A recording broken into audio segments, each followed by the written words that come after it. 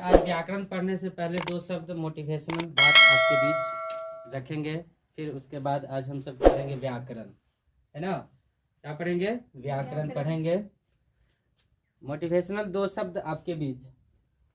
किस्मत साथ दे न दे ये मुकद्दर की बात है, और हम कोशिश भी न करें ये तो गलत बात है। तो चलिए आज हम सब पढ़ेंगे व्याकरण। व्याकरण किसे कहते हैं? व्याकरण किसे कहते हैं? व्याकरण जिस शास्त्र से हम किसी भाषा को शुद्ध शुद्ध बोलना व पढ़ना सीखते हैं उसे व्याकरण कहते हैं। शुद्ध शुद्ध बोलना और पढ़ना सीखते हैं उसे क्या कहते हैं? व्याकरण कहते हैं। ठीक है। लिपि किसे कहते हैं? लिपि किसे कहते हैं?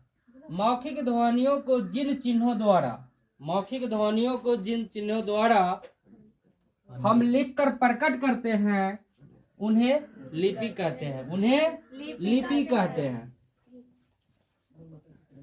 अगला पॉइंट है, अलग अलग भाषाओं की लिपि भी अलग अलग होती है। सभी भाषा का लिपि अलग अलग होता है ना। प्रत्येक भाषा का लिपि एक अपना लिपि होता है प्रत्येक भाषा का।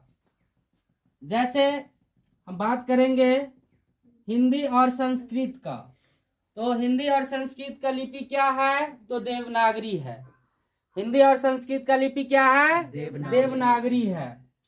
उर्दू का क्या है? फारसी लिपि है। उर्दू का फारसी लिपि है। और अंग्रेजी का रोमन लिपि है ना। अंग्रेजी क्या है? एक भाषा है, और भाषा अंग्रेजी भाषा का लिपि क्या है? रोमन है। और पंजाबी भाषा का क्या है? गुरुमुखी। पंजाबी भाषा का लिपि क्या है? गुरुमुखी है। और बंगाली का बंगला लिपि है। क्या है? बंगला लिपि है। तो व्याकरण तथा लेखन से क्वेश्चन अभी बताए थे आपको।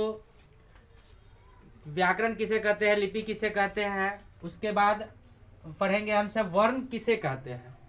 तो वर्ण किसे कहते हैं? वर्ण उस मूल ध्वनि को कहते हैं, वर्ण उस मूल ध्वनि को कहते हैं जिसके खंड या टुकड़े नहीं हो सके, जिसके खंड या टुकड़े नहीं हो सके उसे वर्ण कहते हैं, उसे वर्ण कहते हैं। जैसे अ, आ, क हलंत, च हलंत, य इत्यादि। ठीक है। हलंत चिन्ह क्या होता है? हलंत चिन्ह का मान अ उच्चारण का होता है। हलंत चिन्ह का मान किस उच्चारण का होता है? अ उच्चारण का होता है। वर्णमाला किसे कहते हैं? वर्णमाला किसे कहते हैं? वर्णमाला, वर्णों के समूह को वर्णमाला कहते हैं। वर्णों के समूह को वर्णमाला कहते हैं। हिंदी में कुल 48 वर्ण हैं। हिंदी में कुल 48 वर्ण हैं। वर्ण के कितने प्रकार होते हैं? वर्ण के दो प्रकार होते हैं। वर्ण के दो प्रकार होते हैं। पहला स्वर वर्ण और दूसरा व्यंजन वर्ण। पहला स्वर वर्ण और दूसरा व्यंजन वर्ण। स्वर वर्ण किसे कहते हैं? अ, आ, हर्षी, दीर्घी, हर्षु, दुर्गु, री, ए, आई, ओ और औ को, है ना, स्वर वर्ण कहते हैं। इनकी संख्या 11 होता है। इनकी संख्या 11 होता है। व्यंजन वर्ण किसे कहते हैं? व्यंजन वर्ण किसे कहते हैं? जो वर्ण स्वरों की सहायता से बोला जाए उसे व्यंजन वर्ण कहते हैं। जो वर्ण स्वरों की सहायता से बोला जाए उसे व्यंजन वर्ण कहते हैं। जैसे क। स्पर्श व्यंजन किसे कहते हैं? क से लेकर म तक को स्पर्श व्यंजन कहते हैं। क से लेकर म तक को स्पर्श व्यंजन कहते हैं। इनकी संख्या 25 होता है। इनकी संख्या 25 होता है।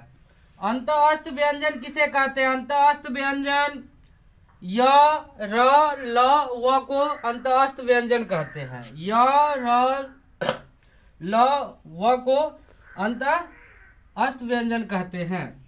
उष्ण व्यंजन किसे कहते हैं? तालव्य स, मूर्धन्य स, डांटी स, ह को उष्ण व्यंजन कहते हैं। संयुक्त व्यंजन किसे कहते हैं?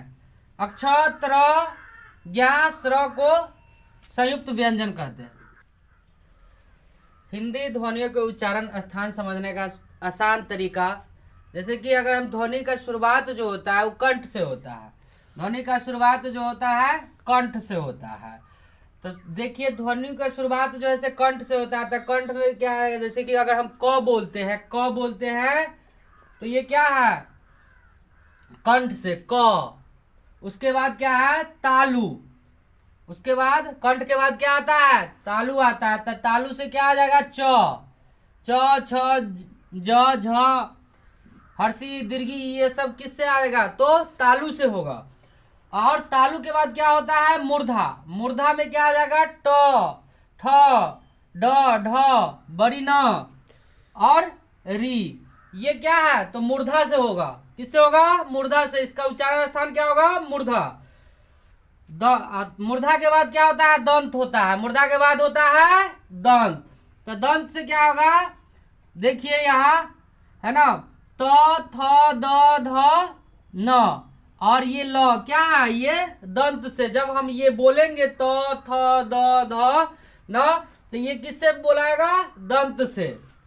उसके बाद ओष्ठ से, जैसे कि ओष्ठ से उच्चारण स्थान जो होता है जिस वर्ण का, वो क्या है, प, फ, ब, भ, हर्षु दुर्गु। ये क्या है, तो ओष्ठ से। जब हम बोलेंगे प बोलेंगे तो ओष्ठ से हटता है, दोनों चिपक रहा है एक दूसरे से, तो ये क्या है, ओष्ठ से इसका उच्चारण स्थान हो रहा है। कंठ तालु से क्या होगा, कंठ तालु से ए आई। कंठ और तालु दोनों का मेल हो रहा है, यहाँ कंठ और तालु दोनों का मेल हो रहा है। ए और आई बोलते हैं तो कंठ और तालु दोनों का मेल हो रहा है।